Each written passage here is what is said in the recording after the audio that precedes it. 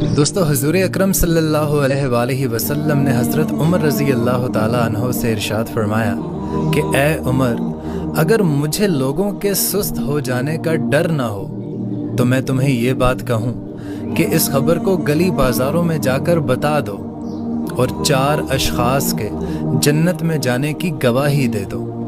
تو حضرت عمر رضی اللہ تعالیٰ عنہ نے پوچھا کہ یا رسول اللہ، وہ کون کون سے 4 اشخاص ہیں؟ تو حضور اکرم صلی اللہ علیہ وآلہ وسلم نے ارشاد فرمایا کہ ایک وہ عورت جس نے اپنی تمام محبتیں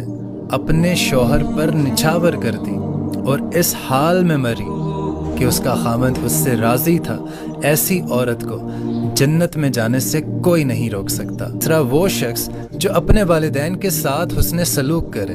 اس کے والدین اس پر خوش ہوں اور اس سے راضی ہوں، اس کو بھی جنت میں جانے سے کوئی نہیں روک سکتا۔